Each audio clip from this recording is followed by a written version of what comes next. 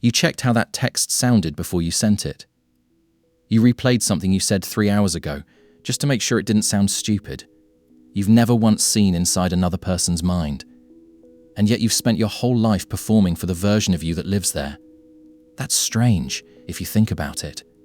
You're terrified of a judge you've never met. Think about the last time you walked into a room and felt everyone glance at you. Maybe your shirt was wrinkled. Maybe you said something slightly awkward. And for the rest of the day, that moment kept replaying. A tiny, humiliating movie stuck on loop.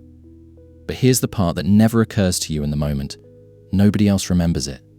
They were thinking about their own wrinkled shirt, their own awkward sentence, their own imaginary audience. You've done this your whole life. Rehearsed conversations before they happen, edited yourself mid-sentence, chosen the safe opinion in a group instead of the one you actually believe, held back a laugh because it might have been too loud, picked an outfit not for you, but for the imagined reactions of people you may never see again. You are, in some sense, always performing. Not for the world. For a version of the world that exists only in your head. Here's what's actually happening. Your brain evolved in small groups. For most of human history, you lived with maybe 50 to 150 people, the same faces for your entire life.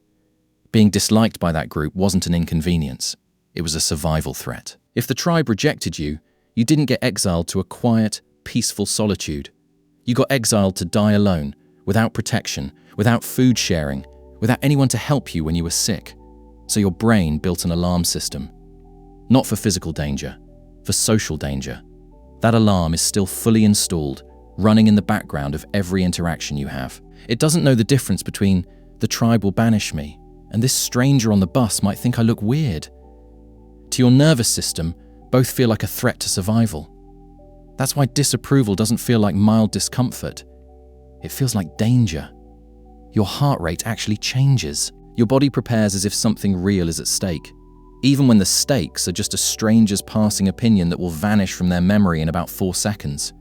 There's something else going on too, something psychologists sometimes call the spotlight effect. You assume people are paying far more attention to you than they actually are, because you are the center of your own experience.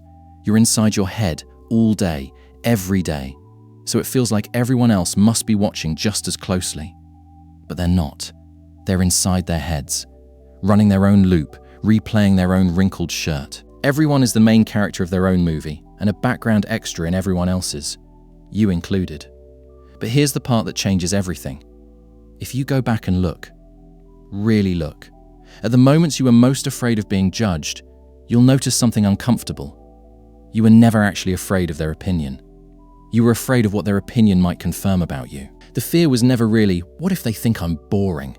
It was, what if I am boring? The judge isn't out there. It's borrowed. You built it using pieces of every teacher, parent, ex, and stranger who ever made you feel small. And now you carry it everywhere, asking its permission before you speak, dress, laugh, or want something out loud. That's the twist. The audience you're performing for was never really watching. You were watching yourself through a mask made of other people's faces. And this explains something that seems contradictory at first. The people who care the least, what others think, are often the ones who are most at peace with themselves. Not because they've stopped caring about people, but because they've stopped needing strangers to approve of a self they're still unsure of. Confidence isn't the absence of caring what others think. It's having settled the question internally first, so external opinions become information instead of verdicts. Think about someone you know who seems unbothered by criticism.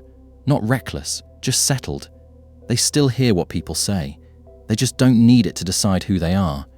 The decision was already made, somewhere quieter, earlier. You, on the other hand, might still be outsourcing that decision. Every day. To rooms full of people who are, in turn, outsourcing their own decision to you. And to everyone else in the room. It's a hall of mirrors. Nobody in it is actually looking. Everyone just assumes everyone else is.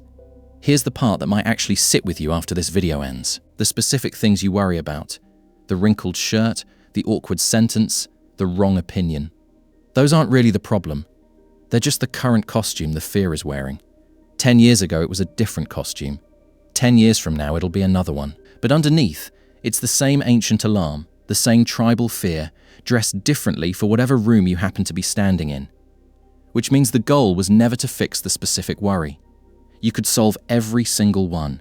Get the perfect job, the perfect body, the perfect words, and the alarm would just find something new to worry about. Because the alarm isn't reacting to the shirt. It's reacting to the possibility of not belonging. And belonging to a survival-wired brain will always feel more urgent than truth, more urgent than authenticity, more urgent than what you actually think or want. That's not weakness. That's design. You were built this way on purpose by millions of years of small groups where being liked kept you alive. The strange part is just that you're not in that world anymore. You will likely never see most of these people again. Their opinion of you will not decide whether you eat tonight. But the alarm doesn't know that. It's still guarding a tribe that doesn't exist anymore, in a world that stopped needing it a long time ago. You've spent years rehearsing yourself for an audience that's mostly imaginary, and mostly distracted, and mostly thinking about themselves. Somewhere in you, there's a version of yourself that existed before anyone ever had an opinion about you, before the first time you were laughed at, corrected, compared, or judged. That version wasn't performing, it just was. You don't need to defeat the alarm. You just need to notice, more often, that it's an alarm. Old, automatic, and not actually about the room you're standing in. The next time you catch yourself replaying a moment, editing a sentence, shrinking to fit an imagined verdict, pause, just for a second, and ask the only question that actually matters. Whose eyes am I really seeing through right now?